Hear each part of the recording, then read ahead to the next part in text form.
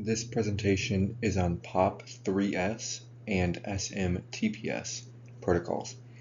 In this presentation, I will explore how the protocols work, why the secure versions of the protocols are essential, and how to configure them on both Linux and Windows systems. We'll also look at specific hardening recommendations for both of these to make sure that the implementations are functional and resilient against modern cyber threats. The main goal is to understand the configurations and the reasoning behind using the secure versions over the standard versions. By the end of this presentation, hopefully have a good grasp on how Pop3s and SMTPS strengthen email security and how to properly deploy them in practice. Beginning with Pop3 and Pop3s. Pop3 stands for Post Office Protocol version 3, and it is one of the oldest and most common methods for retrieving emails from a mail server. The insecure version, which is Pop3, sends both login credentials and email data in plain text over port 110. This makes it vulnerable to packet sniffing and man-in-the-middle attacks. Pop3s, on the other hand, is the secure counterpart. It runs on port 995 and uses SSL/TLS encryption to protect the communication between the client and the server. By encrypting the entire session, Pop3s ensures that even if someone intercepts the traffic, they can't read the content or the credentials.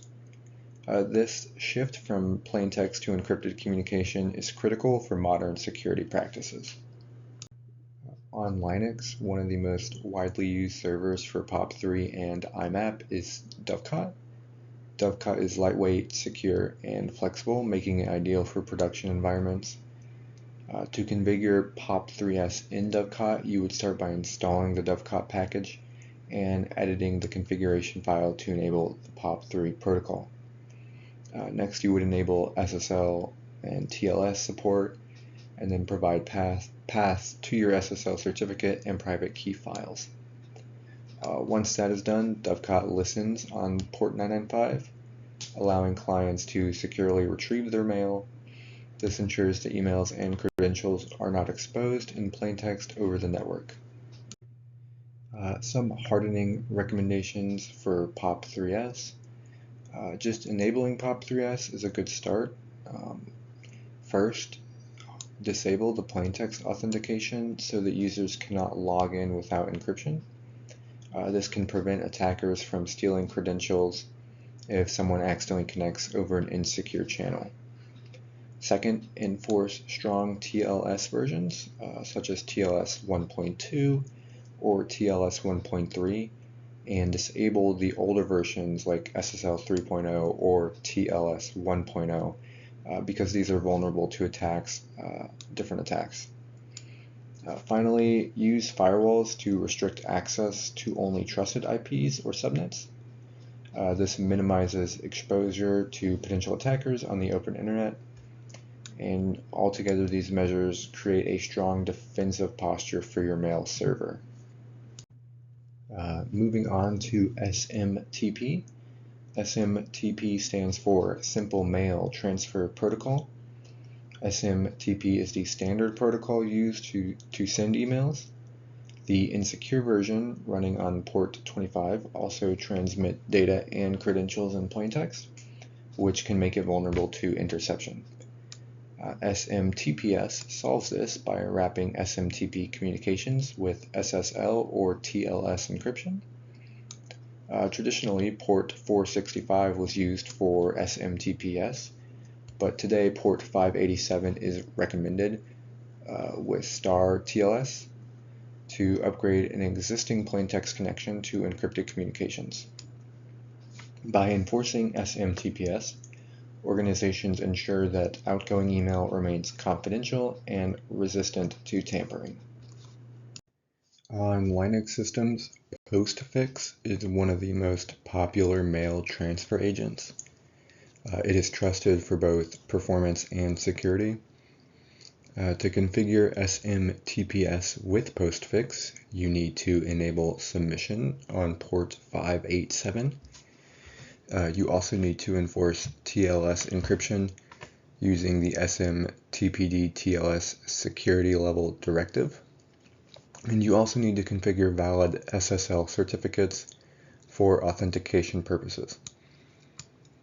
Postfix also allows administrators to specify which cipher suites to use, giving fine-grained control over encryption strength. With this configuration, users can send emails securely from Linux servers, which can help ensure compliance with both best practices and regulatory standards. In regard to Windows servers, Internet Information Services, also known as IIS, can also handle SMTP services. To configure SMTPS in IIS, administrators first need to install the SMTP server feature, then enable TLS in the settings, and bind an SSL certificate to the service. Internet Information Services support both Start TLS on port 587 and Implicit TLS on port 465. Another key step is to configure authentication and access controls to prevent open relay issues. Open relay issues could turn your server into a spam relay if left unsecure. With IIS configured properly, Windows environments can securely send and manage mail traffic. Hardening recommendations for SMTPS with postfix has several steps. The first step is to disable weak ciphers and explicitly configure only strong cipher suites to prevent downgrade or brute force attacks.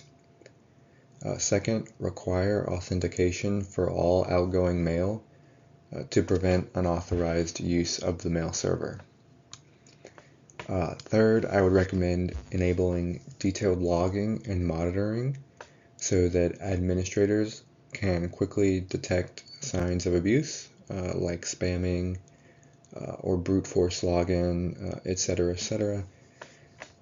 These measures not only secure communication, but they also greatly help protect the organization's reputation and the mail domain integrity. For Internet Information Service, or IIS, on Windows, there are also several hardening recommendations. These hardening recommendations include, firstly, requiring TLS for all SMTP communications. This can help eliminate plain text transmissions and also help restrict relay permissions so that only trusted hosts or trusted users can send mail through the server. This also ensures that both the server software and the SSL certificates are regularly updated. Without these regular updates, even properly configured SMTPSs can become vulnerable to known exploits. So by following these recommendations, Windows administrators can ensure that their SMTP infrastructure is secure and reliable.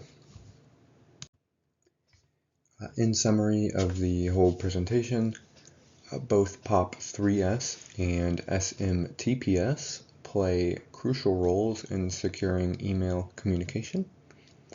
Pop3s ensures secure retrieval of emails, while SMTPS secures email delivery. Both Pop3s and SMTPS rely on SSL and TLS encryption to transform insecure plaintext-based protocols into secure channels. These secure channels are resistant to interception and tampering.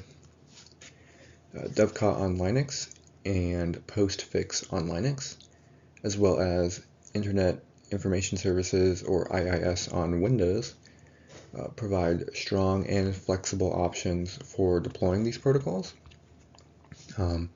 but just configuring them is not enough alone. Hardening through a TLS enforcement, authentication, and access control is vital for real-world resilience.